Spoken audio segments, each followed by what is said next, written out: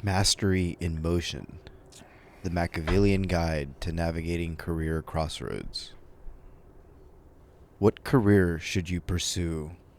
The question itself is flawed, shaped by the myths of a linear path. Robert Greene would advise you to forget the notion of a calling as some divine whisper. Instead, see your career as a game of strategy, a battlefield where every move must be calculated. As Steve Jobs might say, you can only connect the dots looking backwards. Start by embracing the randomness of experience. Each job, each failure, is a dot waiting to be connected later. Do not rush towards the title. Instead, seek to cultivate a unique skill set, combining desperate experiences. The moment you grasp this, you cease to be the pawn and begin to play as the Grand Master, crafting your own narrative rather than adopting the script given to you. Rejection is your ally, though it may appear as the adversary. Ugh. When the door closes, as often it will, remember Napoleon's maneuver, a feigned retreat that lured his enemies into a trap. The mistake people make is in letting rejection define them.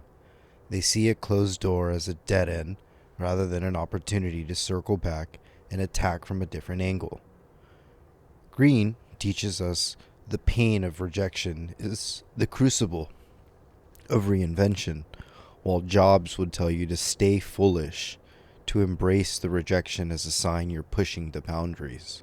When you get turned down, don't crumble. Pivot. The rejection becomes a tool in your hands, reshaping you into a stronger competitor, capable of leveraging this setback into a stepping stone. Should you return to school, or should you stay the course? This classic dilemma, rooted in fear rather than opportunity. Jobs himself, a college dropout, would scoff at the notion of the degree as a golden ticket. Mastery isn't born in lectures halls. It's forged in the crucible of trial and error. If you feel the pull to learn, then by all means, devour knowledge, but on your own terms. Like Leonardo da Vinci sketching inventions and dissecting bodies in secret. The modern era glorifies degrees, but real value lies in applied knowledge. Greene would call this the strategy of the apprentice mindset, where you build skills rather than amass credentials. Take only what you need, whether it's from a classroom or the battlefield of real work, and forge it into your own weapon. Discovering your purpose is the ultimate strategy, a quest that can appear elusive because most people look outward instead of inward. Purpose is not found, it is constructed, brick by brick, through ruthless self-realization and relentless experimentation. Jobs believed in following your curiosity and intuition, like a compass leading you through the fog. Greene, echoing this sentiment, would invoke the sublime way, a path unique to you, characterized by your deepest desires and most hidden strengths. Napoleon knew that his true purpose wasn't simply conquering land, it was imprinting his vision upon the world. The key is to align your actions with this vision. Listen closely to your relentlessness. It's the whisper of a higher calling, pushing you out of complacency. To build or to join?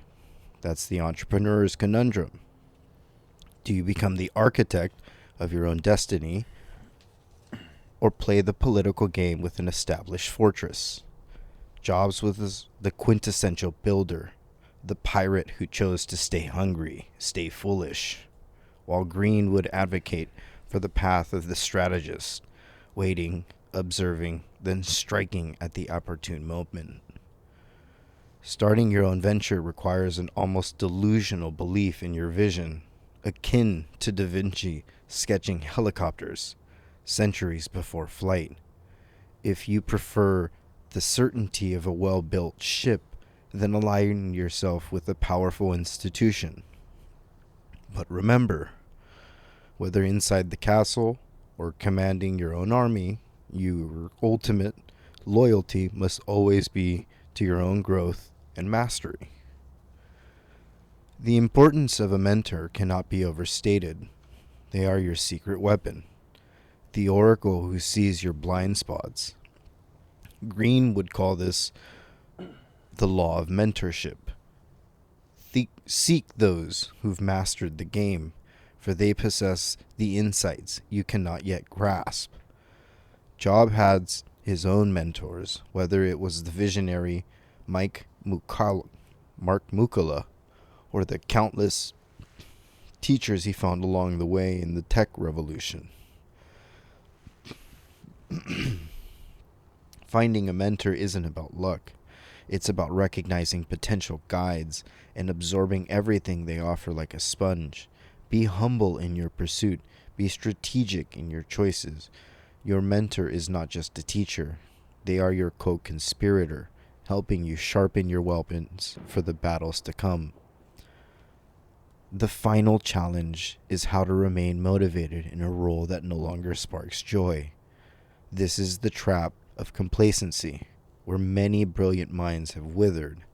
Jobs often quoted the line, "If today were the last day of my life, would I want to do what am I about to do today?"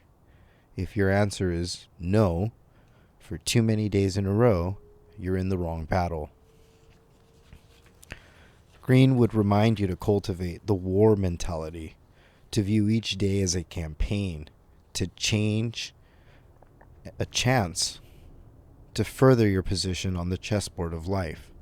Even in the dullest roles, there's an opportunity to learn, to sharpen your skills for the next move. If you feel stagnant, use it as fuel, an uncomfortable reminder that it's time to pivot.